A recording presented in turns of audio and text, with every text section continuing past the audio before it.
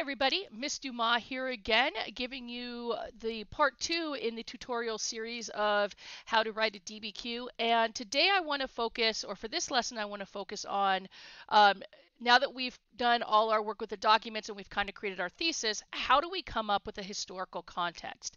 And so we know right here that this is our prompt. Woo! And we're pretty sure that our thesis is going to be something like this. That we said from 1450 to 1750, the transatlantic, if I could spell, trade impacted European nations by making them more wealthy. Oops, hello, I can't spell.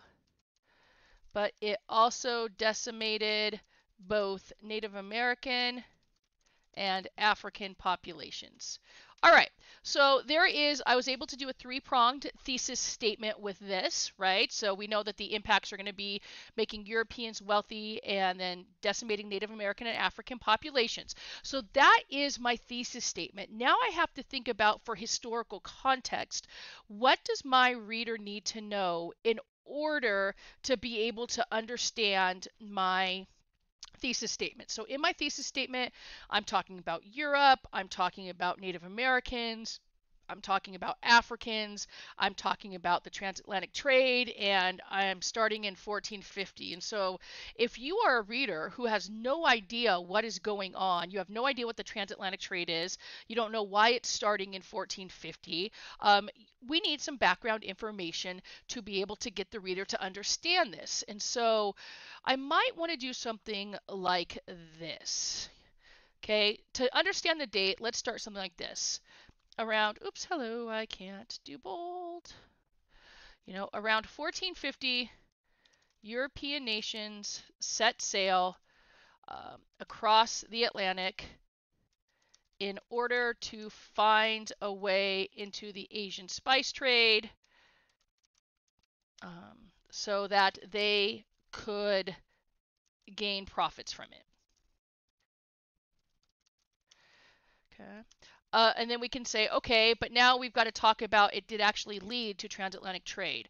And then you can say something like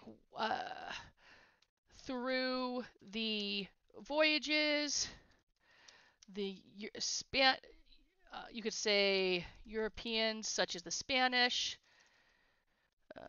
discovered, land masses that contained valuable resources such as food, food, silver, and actually labor, such as food and silver. We'll just do that, right?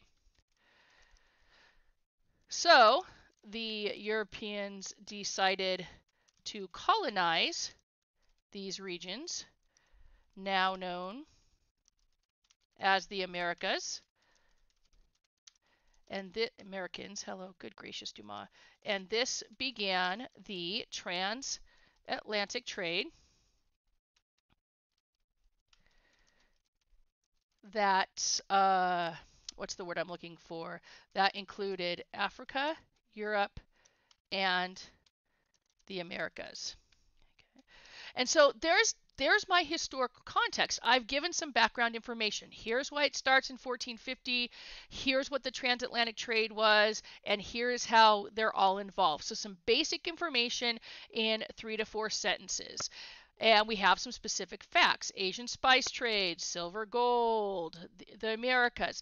This is a great piece of background information that lets the reader know this is why it's starting in 1450. This is what the Atlantic trade is. And so now the reader can start to understand why there may be impacts.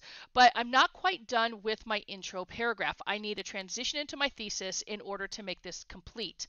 Because I don't want it to be like, and this included Africa and the Americas, and then bam, we give the thesis. We need to lead into the thesis with a transition. So we can say something like this. While trade often benefits most regions involved, this was not the case in the Atlantic world, because that's what it's called. that's my transition thesis, and then I add my thesis statement. And from 1450 impacted nations by making them more wealthy, but it also decimated the Native American and African population. So that one little transition, while trade often benefited most regions involved, this was not the case in the Atlantic world. And so that's my transition from my historical context into. So sorry guys, my computer died out, but I was just, or my speakers, so I was just trying to tell you that that was my transition that led from my historical context to my thesis, and now I'm done.